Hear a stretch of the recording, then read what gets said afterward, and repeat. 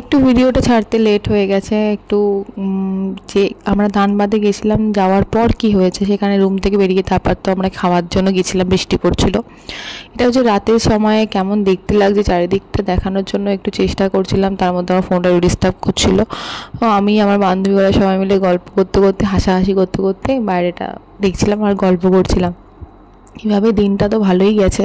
তবে আজকে তো আর কোনো কী করবো, আজকে সারারাত্রি একটু গল্প করে পরের দিন আমরা সকাল সকাল কী করে ব্রেকফাস্ট করে বেরিয়ে যাব ঘুরতে, সেটা নিয়ে প্ল্যান হচ্ছিল সবাই মিলে। তারই মধ্যে এদিকে দেখো আমাদের উঠার যে রাস্তাটা, এই রাস্তাটা দেখে আমি হাসছিলাম যে এই তো খেয়েছি এখন উঠছি, এই অবস্থা কি করে যাব, সেই নিয়ে হাসছি আমরা। আর সেই নিয়ে বলছি যে কি করবো। এবার ও বলছে তার মধ্যে তুই ভিডিওতে কিছু বল। আমি বলছি না আমি বলবো না, আমি এটা ভয়েস ওভার দেবো। তো বলছে না তুই বল। এই যে দেখো ব্রেকফাস্ট সকালবেলা যেটা বলছিলাম যে ব্রেকফাস্টটা করে আমরা ঘুরতে বেরিয়েছিলাম। এখানে নানা ধরনের খাবার করেছিল, ইন্ডিয়ান সাউথ ইন্ডিয়ান সব কিছুই ব্রেকফাস্টে ছিল।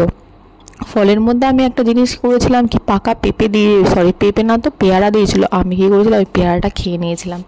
সেই পেয়ারাটা খাওয়ার পর থেকে অ্যাকচুয়ালি সকাল সকালে তো ফল খাওয়ার অভ্যাস নেই সত্যি বলতে, পাতি বাঙালি যেমন খাবার খায় সকালবেলায় সেরকমই খাওয়া, অত ফল টল তো খাওয়া হয় না। আবার একটু ইচ্ছা হয় সকালবেলায় ফলটা দেখে, মানে পেয়ারাটা পাকা পেয়ারাটা দিয়ে খেয়েছি, আর ব্যাস ওটাতে আমার পুরো অ্যাসিডিটি হয়ে গেছিলো। সেই রাস্তায় জার্নি করছি আর তাতে সারাক্ষণ ধরে মানে পেয়ারারই ঢেকুর উঠছিলো।